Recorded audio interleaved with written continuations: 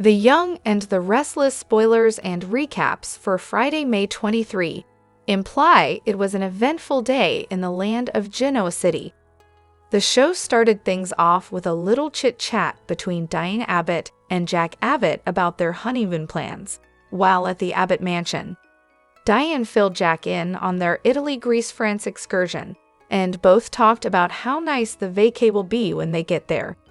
Diane heads to Abbott, where she finds Kyle in Jack's chair. She informs him about her trip with his dad, but worries about taking that much time away from the company, and Kyle assures her that he's got things covered. The conversation turns to his plan to gather information from Audra Charles, and his mom warns about getting involved with the brunette. This is when things get really deep, and Kyle wonders if he's a good person. After all, Claire Newman challenged him with his deceitfulness. Is he at all different from the scheming Victor Newman? After all, it wasn't too long ago that he stole a product from Abbott, his family's company, just to impress Victor at Glissade. Diane reminded him that he did end up making things right. But does he have the capacity to be the man Claire wants him to be? Diane believes he does. After all, his new gal pal doesn't want him to be perfect, just to think before he acts. Of course, just after Diane mentions this, Kyle gets a text from Audra about having a drink together as she wants to run an idea past him. After the discussion about wanting to do better and be better, Kyle accepts Audra's drink offer, and Diane admits considering what's at stake, she can't blame him. Over at the GCAC, Nikki Newman and Lauren Fenmore share some lunch together. Still, Lauren has some bad news for Nikki. Michael Baldwin is set to meet Victor today to resign, which shocks Nikki. Jack joins them, and the three talk about how Victor won't make this easy on Michael. Nikki insists Michael can't do this, and Lauren interjects and states there are plenty of attorneys out there that Victor can hire to replace him.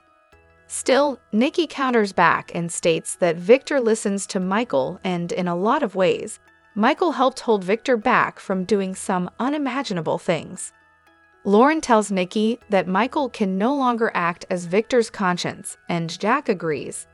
Nikki reminds them both that Victor may go on the attack where Jack is concerned, and Jack tells her that he can handle it. Michael shouldn't remain in a job just because of him. Over at the Newman Ranch, Michael swings by to visit Victor. After some business small talk, the lawyer nicely resigns as Victor's attorney. At first, Victor doesn't take him seriously. After all, he has quit before and always comes back. With that said, Michael makes it clear that he's doing this for Lauren and his family. This is when Victor asks if he wants more money and to name his price, and Michael declines the offer. Victor then tells Michael he won't take no for an answer. The two banter around for a bit, and Michael pleads with Victor not to make this harder than it already is. Victor points out that Michael is like a son, and family doesn't abandon family. He demands to know the real reason for Michael quitting, and the lawyer notes that while Victor is an incredible man, his vendetta against Jack is just too much.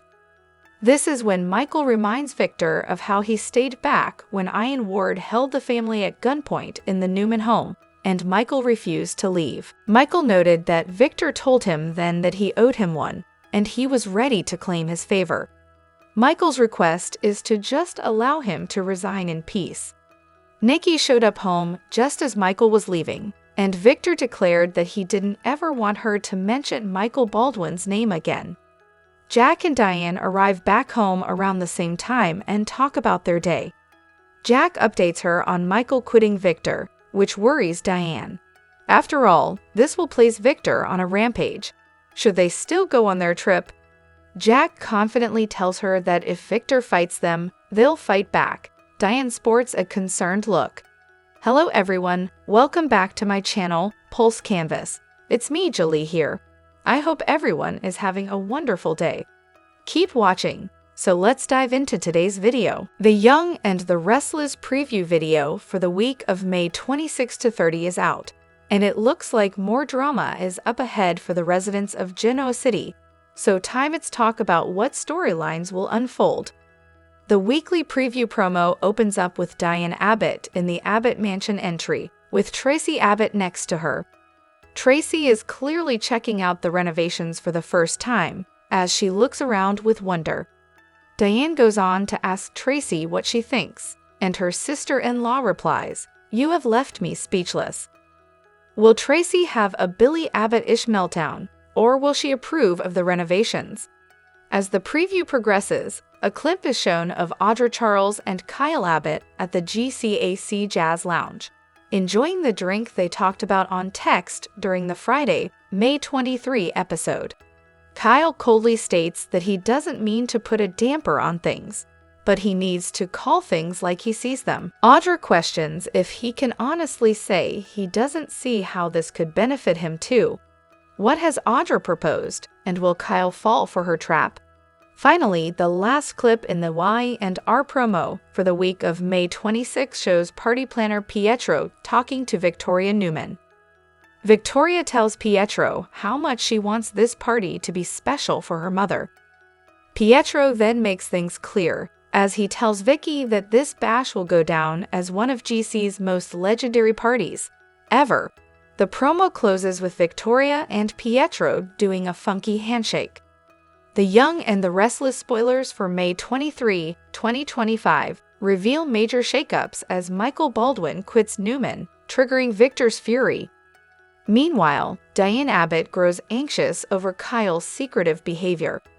With loyalties tested and suspicions rising, drama erupts across Genoa City this Friday. The Young and the Restless spoilers for Friday, May 23, reveal major tension between Victor and Michael.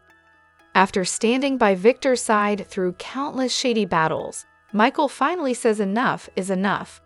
During Wednesday's episode, he promised Lauren that he was done for good, and it looks like he's keeping that promise. But Victor isn't a man who handles rejection well. He suspects betrayal even before it happens. So when Michael hands in his resignation, Victor likely sees it as a personal affront.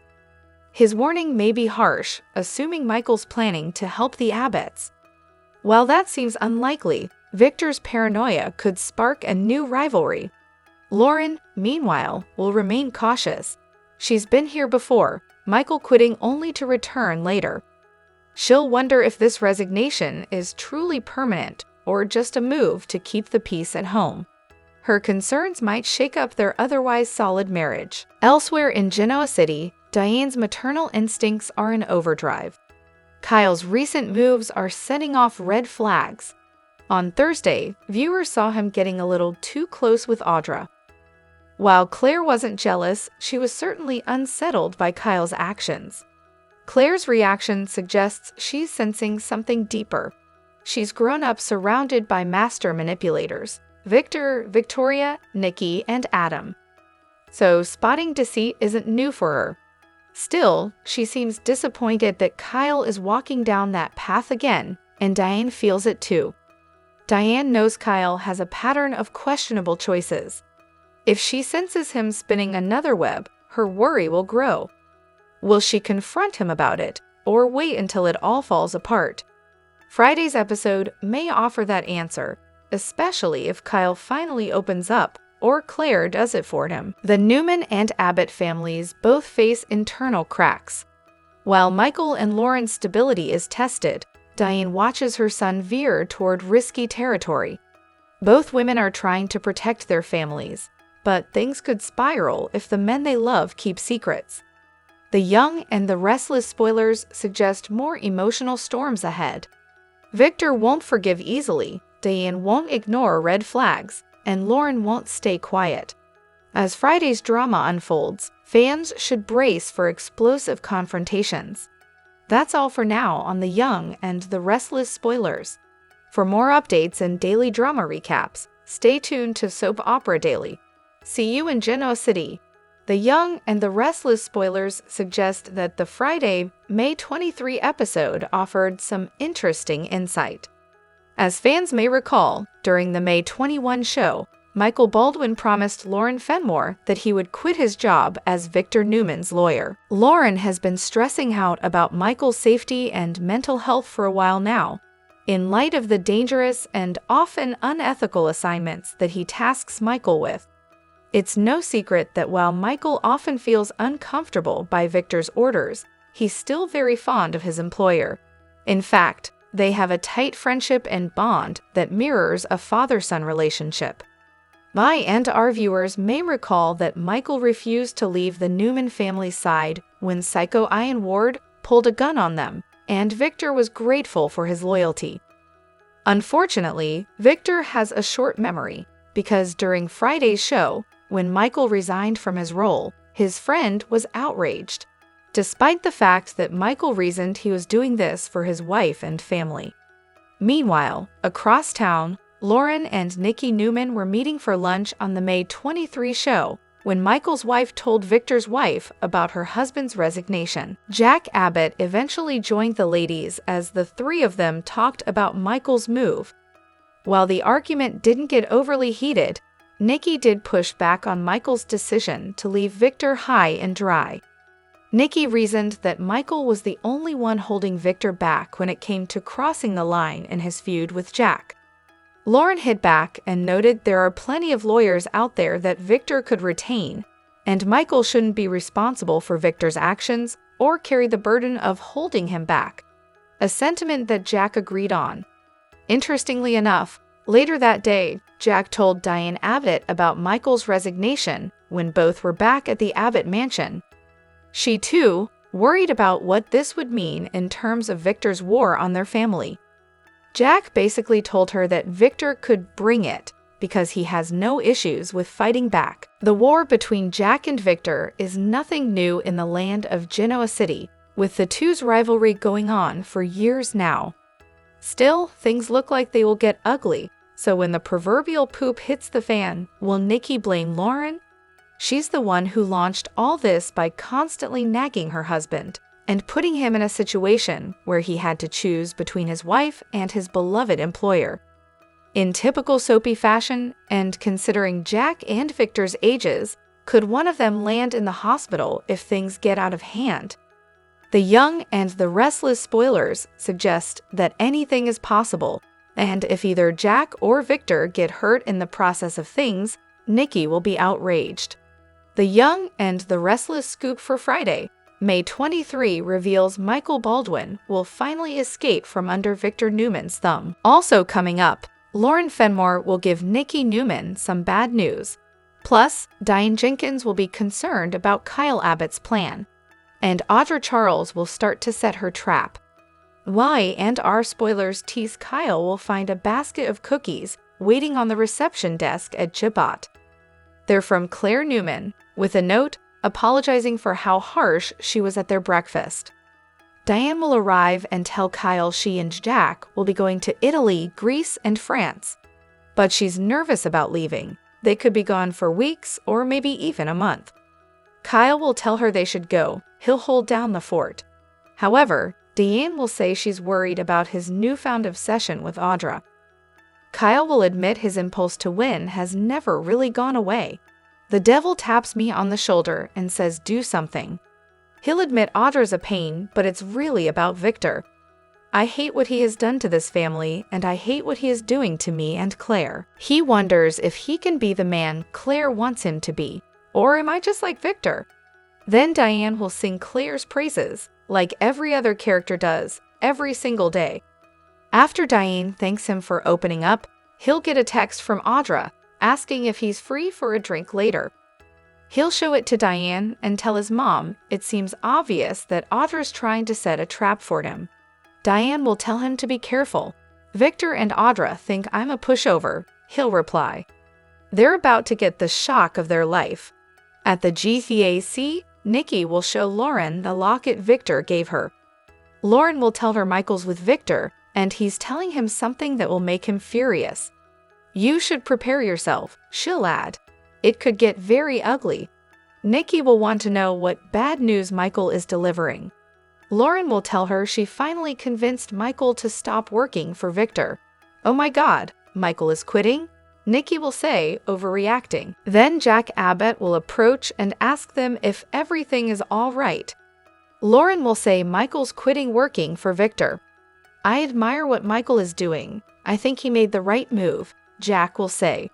But Nikki will go on and on and on about how Michael is the only person who can rein in Victor, and yes, it's as tedious as you can imagine. Meanwhile, a nervous Michael will show up at the ranch. Victor will tell him they have a lot to discuss. Not surprisingly, he'll start with Aristotle Dumas. Michael will say Dumas is gaining capital to make a big move. Victor will ask about Abbott, and Michael will tell him since the Abbotts exposed the spy, that avenue is closed. But Victor will say he'll find another way in. They'll discuss the romantic evenings they just spent with their wives, and Michael will say there are some changes he'd like to make in his life. The mustache will say it sounds serious and ask him what it is. So Michael will tell Victor he appreciates him giving him another chance. You're quitting, right? Victor will ask. And Michael will say it's time for him to take a step back. I understand, he'll reply. There comes a time in a man's life when you stop and smell the damn roses.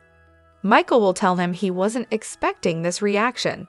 But once the reality of it hits him, Victor's attitude will do a 180. I won't let you do it, he'll tell Michael. You can't jump ship now, at this juncture. Michael will say there will always be a crisis for him. Victor will say he needs Michael's legal guidance. Michael will point out he's making it hard for him to leave. I'm not going to make it harder. I'm going to make it impossible, Victor will reply. However, he'll then ask Michael what the real reason is that he's quitting. My wife wants me to, he'll reply. Then Victor will ask why this is happening now. Michael will say because of his vendetta against Jack. So Victor will ask Michael if he's choosing Jack's side over his. Are you the one who told the Abbotts about planting spies at Abbott? Michael will say he'd never betray him like that. Just let it go. It is impossible for you to win this war. Finally, Nikki will arrive and Michael will get up to leave. He'll ask Victor to wish him well, but Victor will refuse. Instead, he'll just sit, stone-faced, in his chair. Goodbye, Victor, Michael will say. Keep reading the Soap Scoop for Young and the Restless Spoilers and News. And make sure to also join our Y&R Facebook group or leave us a reply in our comments section. But if you miss an episode, don't fret. You can watch The Young and the Restless online at cbs.com. The Young and the Restless spoilers indicate that Audra Charles and Kyle Abbott have organized a drink date for the week of May 26 to 30, and there's a good chance that the entire night goes completely off the rails. After going into a long speech to his mom, Diane Abbott, about wanting to be a man that is good enough for Claire Newman during the Friday, May 23 episode, Kyle's phone pinged with a message from Audra. As per the text, she had an idea she wanted to run by Kyle and asked him out for a drink. Of course, Kyle took the bait and agreed to a drink date. The Y&R's preview for the week of May 26 to 30 shows a clip of Kyle fluffing off something Audra has proposed. Still, Audra pipes back that she finds it hard to believe he doesn't see how this could be mutually beneficial for both of them. The scene seems pretty innocent. However, fans know that things can change in the land of Genoa City fast. Both parties will likely be consuming alcohol, although it's hard to say if either one of them will consume exorbitant amounts of alcohol. Could both drink a little too much and get caught up in a moment? From the Y&R clip, it does seem as if the duo is at the Jazz Lounge, so a GCAC room is a mere hop, skip, and a jump from where Kyle and Audra are. With that said, it's hard to believe that either of them would go past their limit. Kyle has his guard up, and Audra doesn't want to lose her sharpness around him. However, Audra also knows she needs to move fast to make Kyle look bad enough for Claire to want to break up with him. Audra needs to secure the rest of the funding for her company from Victor Newman, and in order for this to happen, Claire needs to be headed for Splitsville. Could this Drake night with Kyle be the night she sets him up? Audra may also be desperate enough to play dirty. So could she drug him in order to accomplish this? If Audra slips something in Kyle's drink, she may not have to get her hands dirty and make Kyle look bad for Claire. He may do it all on his own. The young and the restless spoilers imply that Audra is ready to wash her hands of this scheme and move on. So what kind of actions will she take to secure that the job is done? And Victor is pleased enough to deposit the rest of the money she needs to get her company off the ground. In a development that redefines character relationships in The Young and the Restless, a long-buried secret alters the emotional and social landscape of Genoa City. The revelation that Diane Jenkins and Audra Charles are mother and daughter introduces a powerful new layer of complexity to the storyline. For 2 decades, Diane lived with the emotional toll of giving up a child under difficult circumstances. Her only enduring memory of the baby was a distinctive scar, an identifier she never forgot. The shocking connection surfaces when she notices that same scar on Audra, confirming what she could barely allow herself to believe. Audra is the daughter she gave up years ago. Audra's path to prominence was shaped by her upbringing in an orphanage, which forged her into a driven, emotionally guarded strategist. Her rise in the business world has been motivated by a need to validate herself and conceal the void left by her unknown origins. Her pursuit of Kyle Abbott wasn't just romantic, it was strategic, designed to secure her place among Genoa City's elite. The moment of realization occurs in a professional setting when Diane spots the familiar scar on Audra's arm. The recognition is immediate and emotionally devastating. The discovery triggers an intense emotional reaction, as both women confront the gravity of lost years and missed connections. Diane must now navigate the consequences of her long-held secret, while Audra struggles to process the truth about her past and its implications for her identity and ambitions. The ripple effects of this revelation are profound. Jack Abbott is left reeling from Diane's secret, and Kyle faces the psychological blow of learning that Audra, his recent romantic interest, is his half-sister. Existing alliances are tested, and characters are forced to reevaluate their relationships. Audra, now aware of her true parentage, must abandon her calculated plans. Her relationship with Kyle becomes untenable, leaving her to confront the emotional void that ambition alone could not fill. Before the truth surfaced, Kyle and Audra's dynamic was a blend of corporate strategy and mutual attraction. They were evenly matched in ambition and manipulation, often engaging in high-stakes encounters at places like the GCAC Jazz Lounge. Kyle viewed Audra as both a competitor and a potential ally, while Audra used emotional distance to maintain control. Their relationship was one of psychological warfare, each aware of the other's power to either build or destroy. The revelation of their blood ties ends this carefully constructed game. Simultaneously, tensions grow within the Abbott household. Diane's modernization efforts at the family estate clash with Billy Abbott's desire to preserve tradition. The return of Tracy and Ashley Abbott further complicates matters, as Diane struggles to justify her vision while maintaining peace with the family. These domestic conflicts echo broader themes of legacy, belonging, and change. The road ahead is uncertain. Diane seeks forgiveness and the chance to rebuild a relationship with the daughter she once lost. Audra, meanwhile, must reconcile her desire for family with her anger and sense of betrayal. Kyle must shift from romantic interest to half-brother, and Jack is once again tasked with supporting Diane during a period of intense scrutiny and emotional strain. At its core, this storyline explores themes of identity, redemption, and the lasting impact of choices made in desperation. Audra's transformation from ruthless executive to emotionally vulnerable daughter mirrors Diane's own evolution, from guilt-ridden mother to a woman facing her past.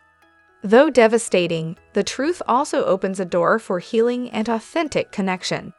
As the characters adjust to new realities, they're given a chance to rebuild their lives on more honest foundations. This revelation is a turning point for Genoa City.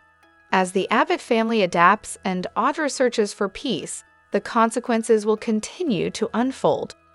Ultimately, The Young and the Restless reminds viewers that even painful truths can be the beginning of meaningful change. Next week on The Young and the Restless, Nikki's opulent birthday celebration takes a tragic turn, leaving Genoa City reeling. Held in one of the grandest mansions in town, the event was meant to be a joyful gathering of the city's elite. But what began as an evening of glamour and laughter quickly descended into horror. As guests raised their glasses for a toast, a faint noise from the hallway near the guest restroom went largely unnoticed, until Diane burst out moments later, panic-stricken and blood-stained. Screaming Jack's name, she collapsed in shock, setting off a wave of panic through the partygoers. Inside the bathroom, Jack Abbott was found gravely injured, covered in blood, and barely breathing. Kyle was the first to reach him, shaken to his core by the gruesome sight. Emergency services were called, but the mansion was immediately locked down at Victor Newman's order. The police began questioning every guest while suspicion spread like wildfire. Diane was inconsolable, haunted by the thought that Jack's attacker struck during her brief absence. Guests whispered, wondering if Victor, known for his long-standing rivalry with Jack, had orchestrated the attack. Victor, ever composed, denied involvement, but his unreadable expression cast doubt. Victoria added a chilling clue. She had noticed an unfamiliar, ominous-looking man watching key members of the Newman and Abbott families just before the attack. This mystery man vanished without a trace, deepening the enigma. Meanwhile, doctors fought to save Jack's life. Outside the operating room, Diane and Kyle waited helplessly. Nikki, still in shock, struggled to process the violence that marred her birthday. Rumors flew, with many speculating that the attack was either a targeted hit on Jack or a warning aimed at both powerful families. Elsewhere, tensions escalated with Michael Baldwin's unexpected decision to resign as Victor's legal counsel. Lauren broke the news to Nikki, who was stunned that Victor might lose his trusted advisor. In a tense meeting, Michael stood firm despite Victor's attempts to change his mind, choosing his family's well-being over his long-standing loyalty. Victor viewed Michael's resignation as betrayal, but Michael remained resolute, signaling a major shift in power dynamics. His departure not only affected Victor personally, but also left a critical gap in the legal and strategic machinery that has long supported the Newman Empire. As night blanketed Genoa City, fear and uncertainty lingered. Jack's fate remained uncertain, the identity and motive of the attacker still unknown. The party, intended to celebrate life, has now become the center of a dark mystery that could unravel long-standing alliances and ignite new conflicts. With the culprit still at large and tensions within the Newman and Abbott families at an all-time high, one thing is certain. The chaos that erupted at Nikki's party is only the beginning. Genoa City now stands on the edge of deeper turmoil, where every familiar face could hide a dangerous secret. Genoa City's quiet spring facade shattered when Nikki Newman's birthday celebration turned into a scene of horror and upheaval. What was meant to be a tribute to Nikki's resilience quickly devolved into a night of confrontation, betrayal, and gunfire, leaving emotional and physical scars that will haunt the Newman family and their associates. Victor Newman, never one to let sentiment weaken his grip on control, had orchestrated the event meticulously. From security to decor, every detail was aimed at creating a memorable, drama-free evening. But Genoa City, a place where grudges never sleep, had other plans. The celebration was appended when Aristotle Dumas, a cold, calculating figure with a history of vengeance, made a brazen entrance. Uninvited and ominous, Dumas strode directly toward Victor with clear intent. Despite the tension in the air, no one intervened, paralyzed by fear and uncertainty. Victor, seasoned and composed even in danger, stood his ground. But the confrontation escalated abruptly. Dumas pulled a pistol and, without hesitation, shot Victor in full view of horrified guests. The gunshot plunged the party into chaos. Nikki collapsed beside her wounded husband, and guests scattered in terror. As security rushed in, Dumas vanished into the night, leaving behind screams, sirens, and a bleeding patriarch. Emergency crews sealed off the Newman estate, but Dumas had already escaped into the shadows of the city. The aftermath extended beyond the immediate violence. Michael Baldwin, Victor's loyal legal counsel, found himself at a moral crossroads.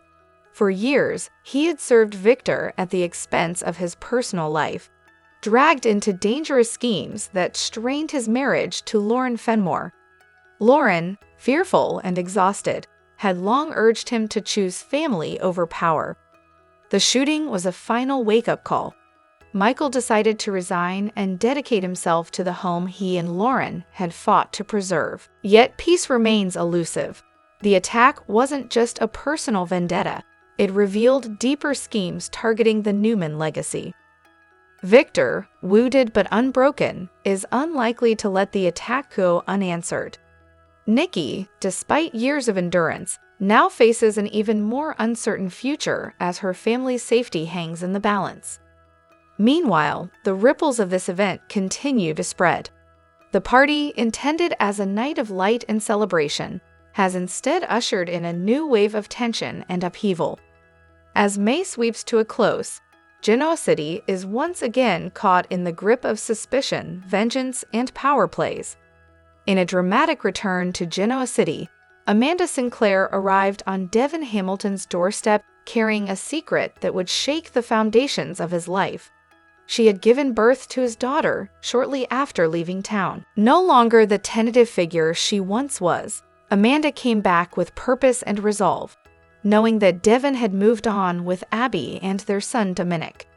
Yet, the weight of the truth she carried could no longer be ignored. Amanda revealed her secret with emotional clarity. She had a daughter with Devin, born weeks after her departure. Fearing the instability of her life and the danger surrounding her at the time, Amanda made the difficult decision to place the baby for adoption.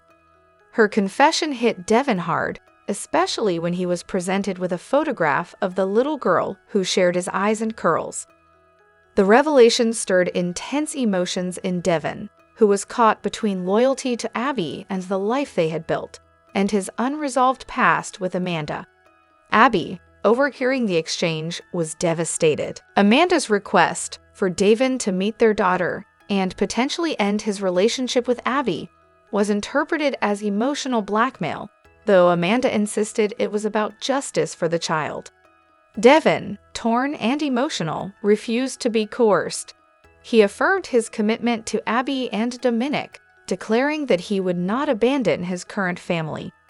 Amanda, recognizing the damage her demands had caused, apologized and chose to leave rather than cause further pain. In the aftermath, Amanda decided to protect her daughter by relocating to another city. She would pursue paternity recognition through private arbitration, away from public scrutiny, and penned a heartfelt letter to Devin and Abby. The letter acknowledged her mistakes and expressed her enduring love for them and hope for the future. Devin and Abby began the difficult process of rebuilding trust. Though Amanda closed the chapter on her life in Genoa City, she carried the hope that one day her daughter might know her true parentage and find a place in Devin's life, embraced not through conflict, but through love. This twist adds another emotional layer to The Young and the Restless, highlighting the complex intersections of love, regret, and parenthood. Fans are left wondering how this revelation will ripple through Devin's life and what the future holds for Amanda and her child. Young and the Restless sees Nick Newman hoping that Sharon Newman and Phyllis Summers will keep playing nice, but there was a recent shift in their dynamic that's a little disturbing. We're going to talk about how Nick is fooling himself because both Sharon and Phyllis want him back, and a tug-of-war over the Newman hunk is coming soon. Before we get into it though, please click subscribe if you're not following us. So after Sharon and Phyllis' kidnapping ordeal at the hands of crazy Alan/Martin Laurent, they decided to put all that animosity and the years-long feud behind them. It was great. During their captivity, They were at each other's throats. But then Sharon and Phyllis both had to save each other's lives. So Sharon developed this new respect for Phyllis and vice versa. Sharon was stressed out after what they went through, but Phyllis was the one who's really been struggling with all the trauma. So Sharon had a hard time, but Phyllis is the one who's haunted by these terrible nightmares. Sharon and Phyllis Summers were trying to lean on each other because they're the only two people who know exactly how the other was feeling because they went through the same thing. But then Sharon Newman went off to London with Nick and the kids to visit Noah Newman. And while they were gone, Phyllis was really struggling. She would not admit until recently how much Alan and the kidnapping is still affecting her and that she really needs help. So she's fixating on things. Phyllis is trying to keep her mind occupied, and it's not healthy. Lots of people have noticed. Just recently, though, Phyllis finally admitted to one person that she really needed help, and that person was Nick. And other people have tried. You know, Daniel Romalotti advised his mom that she needed to face her trauma so she can heal instead of just kind of pushing it all down and pushing forward. Phyllis is clearly spiraling. She needs help. And it seemed like Sharon might be the one who could get through and could really help Phyllis the most because she had the best perspective. But then when Sharon came back from London, things got weird. Nick had brought Phyllis over to the park to talk to her, just try to help her clear her mind and relax when she was at a bad point. And Nick had promised Phyllis Summers that he'll be there for her on Young and the Restless. But then Sharon happened to stumble across them in the park, and she felt like she'd walked up on something, and Nick could see very clearly that Sharon was jealous. And the other day when she kept grilling Nick, her jealousy of Phyllis being close to Nick, it was visceral. It was palpable, you know, and he said something. And it goes both ways. I do think Phyllis is jealous of Sharon's friendship with Nick. On Phyllis' side, she hasn't said anything about wanting to reunite with Nick romantically. But when Phyllis overheard Nick defending her to Billy Abbott in the park, I do think something sparked in her. Nick was going off on Billy, you know, for firing Phyllis from Abbott.com when she was at a low point, and Nick was chastising Billy and said that Phyllis desperately needs a purpose.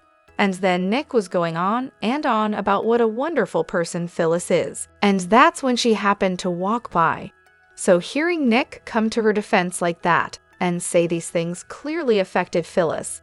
And then she decided to reach out to Nick and accept his offer to be there to let him help her. But whether or not Phyllis has romance with Nick on her mind remains to be seen right now. I would say she doesn't. At least not yet. As for Sharon, though, she's been pining after Nick for quite some time. Sharon's behavior even prompted Nick Newman to bring it up. And this has been, I don't know, a couple of months ago, I think before the Alan kidnapping. He was saying that it seems like Sharon is always waiting for something to happen between them, like she's waiting for Nick to kiss her or something. That's what he said to Sharon. But then Nick also made it very clear to Sharon he only wants to be friends. He doesn't want to risk hurting her again and ruining their friendship. He made it out to be like, oh, it's me, it's not you, you know, and Nick also said that that's his same feeling about Phyllis. He likes where they're at. Everybody's in the friend zone. But come on, Nick is kidding himself if he thinks Sharon and Phyllis are going to get along long term. And it already seems like whatever friendship that they were starting to forge is already fizzling. And it seems like it's because of how they both feel about Nick. Sharon definitely didn't want to be just friends with Nick. And as for Phyllis, she says that's what she wants. But let's face it, if Nick plays hero for her, Phyllis may start to fall for him because she's in this emotionally precarious place. And in the end, both of these ladies are probably going to want to be with Nick. So here's how it might go. Phyllis and Sharon might each make a move to get closer to Nick in a more personal way, romantic, intimate, something like that. And they're going to be back to picking at each other. Phyllis is definitely unhinged right now. She honestly does need help. Sharon has no excuse because she's in a good place. She's stable right now. Nobody's drugging her. she's not hallucinating Cameron Kirsten or anything. I would say Sharon's probably in the best place she's been in a while. But for some reason, she's fixated on Nick. A lot of young and the restless fans think that she was way out of line with Phyllis in the park. And Nick even questioned Sharon and accused her of being jealous of Phyllis. Sharon tried to brush it off, but it's clear, yeah, jealous. So I think even though Nick friend-zoned her several times, Sharon may soon make a blatant play to get with Nick. Meanwhile, he's trying to help Phyllis because she needs it. But the more he helps her, the more it's probably going to bother Sharon. And it's unfortunate because it was kind of nice to see that Phyllis and Sharon bickering had stopped. It was something new for them because it was kind of exhausting. But with no love interest in sight for Nick or for Sharon or for Phyllis, you got to wonder what the Y&R writers have planned for these three. With no romantic leads in town for any of them, no prospects, really no guys at loose ends, not that are age-appropriate or anything like that. Are they going to leave these three longtime characters at loose ends with no one to warm their beds? Or are we heading for another go-round of Sharon and Nick and Phyllis in a triangle that we've seen more than once? I do suspect Nick is about to find himself in a very uncomfortable position, stuck in a tug-of-war, fending off advances from both Sharon and Phyllis and jealous tantrums from both of his exes. Is he going to be able to say no thank you to both of them?